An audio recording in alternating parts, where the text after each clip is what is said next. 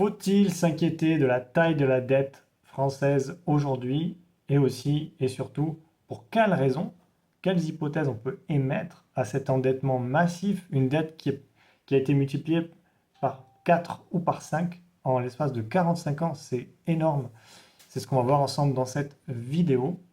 Voilà, on va regarder, on va passer en revue les chiffres officiels, comprendre pourquoi la dette a explosé et explorer une hypothèse que je vous donnerai à la fin, qui est mon avis personnel sur la question, tout en restant mesuré.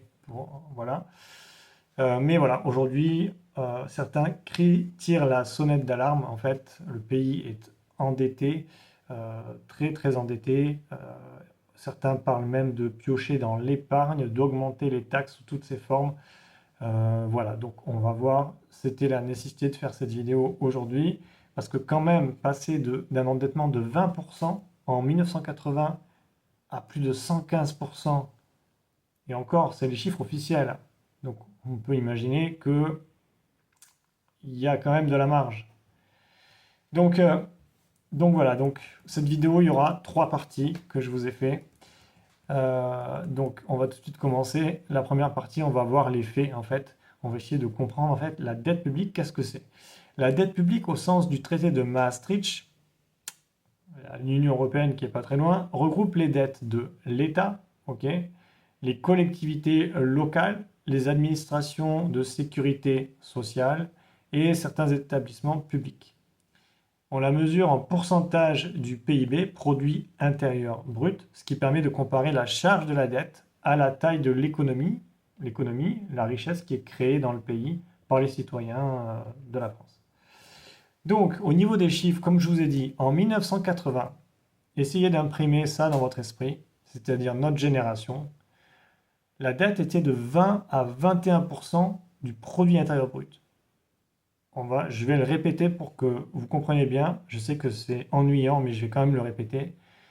On est en 2025. En 1980, la dette n'était que de 20%. Maintenant, pour mettre un peu de contexte, imaginez-vous aller à votre banque et voir que dans le passé, vous étiez endetté uniquement à 20%, ce qui est quand même déjà énorme. Mais là, aujourd'hui, vous allez à la banque et vous avez plus de 115% d'endettement. C'est-à-dire que tout ce que vous gagnez sert à rembourser la dette et vous êtes endetté en plus de plus 15%. Vous êtes en faillite personnelle. Donc voilà, dans les années 2000, la dette est passée de 20% à 60% du PIB. Et voilà, et récemment, on est à 113, 115, certains disent 120, on va pas chipoter, hein, voilà, les carottes sont cuites. Donc la dette a été multipliée par plus de 5 en l'espace de 45 ans. Alors, on peut se poser la question, on peut le retourner dans tous les sens qu'on veut. La simple question qu'on peut se poser, c'est se demander si les politiques ont été trop laxistes en répondant aux attentes des Français pendant toutes ces années, c'est-à-dire on a continué de s'endetter, s'endetter sans réfléchir, juste parce que les Français le demandaient, ou bien, on verra à la fin mon hypothèse, ou bien c'est autre chose. On peut, on peut se dire que quand il y a eu le référendum sur l'Europe et que les Français se sont majoritairement opposés et que le gouvernement a dit tant pis, on y va. À mon avis, la première solution, c'est pas la bonne. C'est plutôt la seconde solution que je vous exposerai à la fin. Alors, quelles sont les causes? Pourquoi est-ce que la dette a explosé? Donc, évidemment, j'ai des notes avec moi, hein. Je ne suis pas un cerveau, un cerveau tout seul. Donc, quelles sont les causes? Depuis 40 ans, on a un déficit qui est chronique. Donc, tout le monde le sait. Un déficit public, ça signifie quoi? Ça signifie que l'État dépense plus qu'il ne perçoit. C'est-à-dire que l'État, c'est-à-dire que la France est déjà l'un des pays les plus taxés au monde, mais le déficit est supérieur au prélèvement des taxes. Je le répète ou pas? Non, je ne vais pas le répéter. C'est quand même grave, hein, comme situation. Donc chaque année, ce déficit s'ajoute à la dette existante. On fait des piles de dettes. Alors depuis 1975, la France n'a jamais eu d'excédent budgétaire. C'est-à-dire en 1975, l'excédent budgétaire, c'est terminé. Depuis 1975, on est en 2025, d'accord? Donc ça fait 50 ans qu'il n'y a pas eu d'excédent budgétaire. C'est-à-dire on ne produit rien. 50 ans! Et on a un déficit moyen sur 40 ans d'environ 3 à 5% du PIB par an. Et voilà, en 2024, il était de 5,5%. Bon, on comprend que ça ne va pas s'arranger, d'accord? Alors il y a des facteurs qui sont multiples. Officiellement, il faut qu'on s'appuie sur les chiffres, d'accord? Officiellement, il y a des facteurs multiples. Il y a eu les crises économiques de 1993, la crise financière de 2008, il y a eu la crise Covid en 2020, la baisse des recettes, la hausse des dépenses. Voilà. Il y a eu les dépenses sociales qui étaient élevées par rapport aux retraites, puisque démographiquement, il y a plus de personnes âgées en retraite que d'actifs. Donc oui, il y a des facteurs qui relèvent de la démographie. La santé, le chômage. Euh, Soit dit en passant, le fait qu'il y ait moins d'actifs pousse la France à être dans une logique migratoire plutôt favorable. Puisque forcément, s'il y a moins d'actifs, il faut faire rentrer des nouveaux actifs pour financer le système. Donc donc, donc ça provoque également des dépenses et des coûts supplémentaires en santé, en chômage, puisque ces gens nouveaux qui arrivent, eh ben, ils vont utiliser l'infrastructure sociale existante. Bon. Donc quels sont les facteurs? Autres facteurs, hausse des taux d'intérêt, donc le coût du service de la dette remonte à plus de 50 milliards d'euros par an en 2025. Donc forcément, les intérêts augmentent hein, d'année en année, c'est bien connu. Si vous êtes à découvert à la banque, eh ben, vous allez payer de plus en plus jusqu'à la banqueroute tant que vous ne remboursez pas. Et les choix budgétaires nationaux, donc principalement le maintien d'un modèle social généreux financé par l'emprunt. Et oui, parce que comme on n'était pas très intelligent et que la plupart des élus politiques avaient une vision électoraliste de la politique, donc ils ont donc continué à communiquer sur le modèle social français de l'après-guerre. Donc après-guerre, c'est après 1945, hein, d'accord? Et donc ils ont continué à financer tout ça par l'emprunt pour préserver la paix sociale. Mais en tout cas, c'est ce que j'imagine. Euh, Parce qu'après, on ne peut pas raisonnablement penser que passer de 20% d'endettement à presque 120%,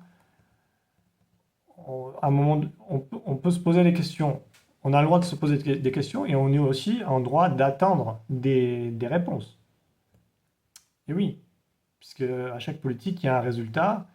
Si la politique n'est jamais sanctionnée, euh, à quoi sert la politique? Donc, dernier facteur, le poids de l'euro et des traités, oui, parce qu'en fait, on est rentré dans l'Europe, hein. Donc, depuis Maastricht en 1992, les États membres se sont engagés à maintenir une dette inférieure ou égale à 60% du PIB. Donc là, on est le double, on est x2. Donc, c'est fini. On ne reviendra pas en arrière. Là, on ne va pas pouvoir retourner en arrière. Et un déficit inférieur à 3% du PIB. Donc, là aussi, voilà, on n'est pas dans les clous. Mais la France dépasse ces seuils depuis plus de 20 ans. Voilà. Donc, qu'est-ce que c'est en train de provoquer? Eh bien, ça expose la France, les Français donc, l'État, les finances publiques, donc les finances de tout le monde, donc votre argent à la banque, d'accord? Parce que c'est tout le monde, hein. C'est pas juste moi dans mon coin, je fais ce que je veux avec mon argent. Si demain la France fait faillite comme l'Argentine, eh bien, vous irez manger des cailloux comme en Argentine. Parce que collectivement, ça voudra dire que c'est un échec politique. Voilà, je dis ça comme ça. Bon, euh, donc du coup, ça expose la France à une surveillance de Bruxelles avec des procédures, des tentatives de redressement. Bah, c'est comme un mauvais client à la banque, hein. Voilà, mauvais client à la banque, elle en veut plus, elle en veut pas. Alors, quelle est mon hypothèse? Une fois qu'on a dit tout ça, qu'est-ce qu'est-ce qui pourrait, à quoi ça pourrait nous faire penser?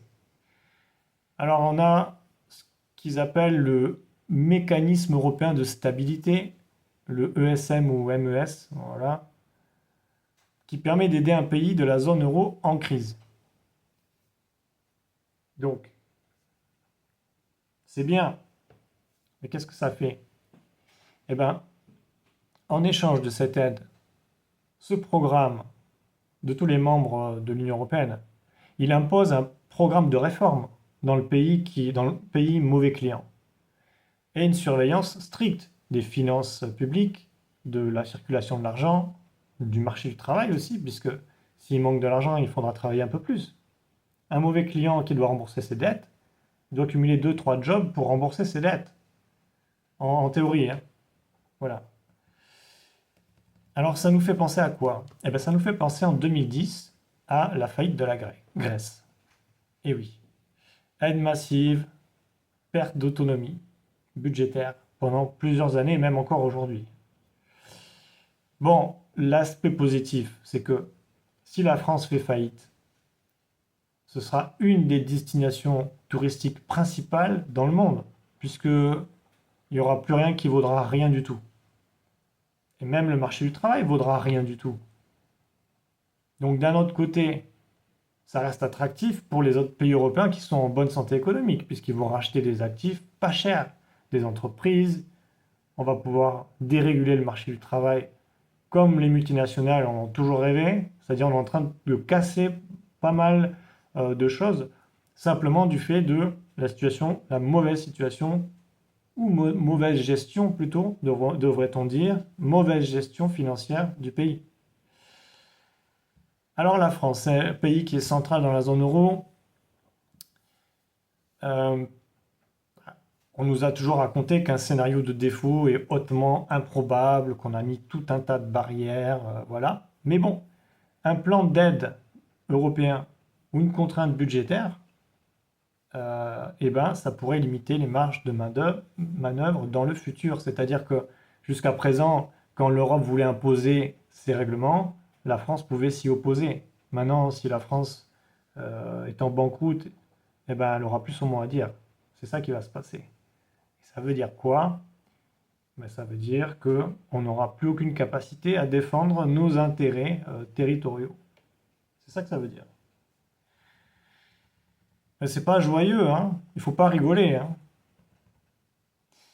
Alors, mon hypothèse, c'est quoi? Une dette, qu'est-ce que c'est? Qu'est-ce que c'est une dette? Une dette, c'est une créance. On doit de l'argent à quelqu'un. Donc on est dans un état de soumission à quelqu'un d'autre. Est-ce que la dette serait un outil politique? Moi, je pose la question. C'est mon hypothèse, hein. Il est légitime qu'on se demande aujourd'hui, c'est une hypothèse, hein, je n'en sais rien, si l'endettement croissant n'a pas eu pour effet d'accroître la dépendance financière vis-à-vis de l'Union européenne, de forcer une intégration budgétaire et politique indirectement, surtout en sachant que lors du référendum, la majorité des Français étaient contre l'entrée dans l'Union européenne, et voilà, et avec l'euro, on a perdu beaucoup de choses avec ça, et de rendre impossible toute sortie unilatérale. C'est-à-dire ceux qui rêvaient du Frexit, là, on les voit là partout sur les réseaux sociaux, Frexit, Frexit, mais ils font rien, ces gens-là. On ne les voit jamais. Ils sont juste là, ils sont derrière leur écran, derrière des pseudos anonymes 404, erreur 404, d'accord? Ils sont là en train de vomir ils racontent n'importe quoi sur les réseaux sociaux. Oui, Frexit, Frexit. Dans les soirées, ils disent ah ouais, Frexit, Frexit. Oui, mais en fait, vous faites quoi concrètement? À part dire Frexit. Parce qu'en fait, un pays endetté, il n'a pas son mot à dire. Il n'y aura pas de Frexit. Il y aura travail, travail, pas d'argent, et puis punition si vous êtes contre. Parce que la dette, elle repose sur les gens. Ce sont les gens qui vont travailler, ça repose sur eux. Une dette publique, ce sont les gens, les citoyens qui sont mis en garantie. Quand vous faites défaut à la banque, eh ben, votre maison est hypothéquée. Ben là, en fait, quand le pays fait défaut, ce sont les gens qui sont hypothéqués. C'est-à-dire ils devront travailler plus pour moins d'argent, ils auront moins de droits, ils auront moins leur mot à dire, Et voilà. Mais oui, parce qu'ils étaient mauvais gestionnaires de leurs finances publiques. Soit ils ont fait des mauvais choix politiques, ils ont élu les mauvaises personnes, soit les personnes qu'ils ont élues ont fait les mauvais choix de gestion financière. Dans tous les cas, le résultat, il est négatif. Donc voilà, on peut dire ce qu'on veut. Donc voilà, ça rejoint le référendum de 2005. 54,67% des Français ont voté non au traité constitutionnel européen. Il fallait le lire. Si vous l'avez reçu et que vous ne l'avez pas lu, aujourd'hui, vous n'avez pas à vous plaindre. C'est aussi simple que ça. Moi, je l'ai lu. Très peu l'ont lu. Tout le monde l'a reçu par courrier. Très peu l'ont lu. Voilà. C'est plus simple de lire les prospectus publicitaires. Donc voilà, donc en conclusion, pour cette vidéo, la dette française n'est pas qu'un chiffre, c'est une réalité. D'accord? Ça va être très dur. C'est une dépendance économique et une contrainte politique. Vous n'aurez pas votre mot à dire, vous n'allez rien dire. Vous allez aller, les gens peut-être comme en Grèce, les gens qui sont allés en Grèce, je crois qu'il y a 50%, je ferai peut-être une vidéo là-dessus, c'est quand même intéressant, je crois qu'il y a 50% des personnes qui vivaient sous le seuil de pauvreté en Grèce quand la Grèce a fait faillite en 2010. Imaginez-vous, une personne sur deux, sous le seuil de pauvreté. Des ingénieurs qui passaient de 2000 à 2500 euros de salaire par mois à 500 euros par mois. Essayez de vous rendre compte. Des fonctionnaires licenciés, des comptes bancaires bloqués. Voilà. Donc, en 40 ans, plus de 40 ans, on est passé de 20% d'endettement à presque 120%. Posons-nous la question de nous dire si le résultat financier de l'endettement public de la France qu'on a remis entre les mains de gestionnaires aux fonctionnaires, qu'on paye très bien parce qu'on veut qu'ils réussissent, donc on les paye bien. Et il faut continuer à les payer pour les motiver. On ne peut pas payer les politiciens au lance-pierre, il faut qu'ils soient motivés. Mais on peut se poser légitimement la question aujourd'hui, quel est le bilan? De toute évidence, depuis les années 80, donc depuis les années 80, de toute évidence, tous les gouvernements successifs ont engendré cet échec économique. Ça veut dire que si on continue avec les mêmes formations politiques ou mêmes élus politiques, si on continue avec les mêmes, mais il n'y aura aucun résultat positif. Aucun. Alors oui, ils vont redresser le pays parce que c'est l'Europe qui va leur dire quoi faire. Donc, non content d'avoir élu les mauvaises personnes, on va avoir des administrateurs qui nous administrent, mais pas de la manière dont on veut. Donc là, on commence à s'éloigner de notre idéal de démocratie à la française, d'accord? On est très loin de tout ça. Il faut se poser la question. C'est une vraie question. Personne n'en parle.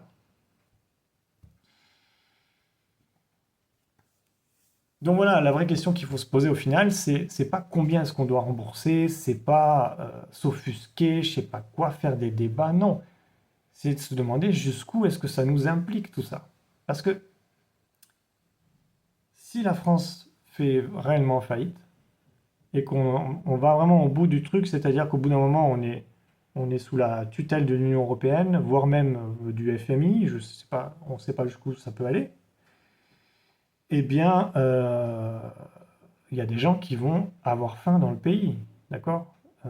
Là, il n'y aura pas que les immigrés qui vont avoir faim. Les gens qu'on a envie d'accueillir avec des belles paroles et puis qu'on laisse au bord des autoroutes sous des tentes, bah, il y aura aussi des Français, il y en aura aussi de plus en plus.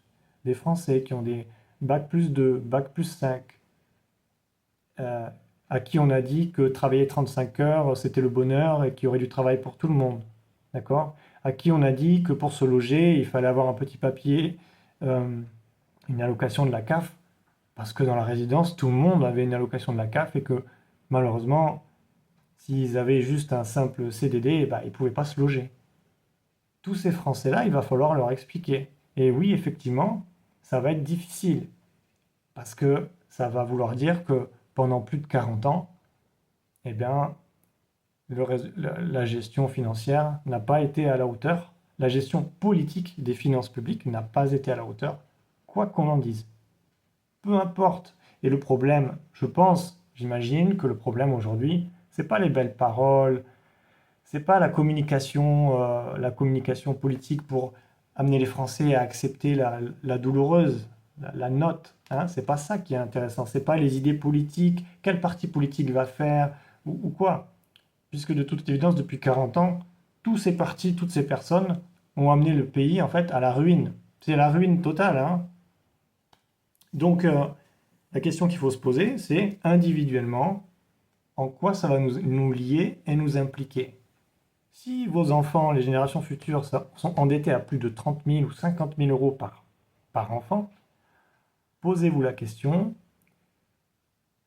posons-nous la question. Voilà. Alors techniquement, je sais que certaines personnes vont dire qu'un pays ne peut pas faire faillite, et ils ont raison, parce que les biens hypothéqués sont les citoyens. Ils sont pris en otage.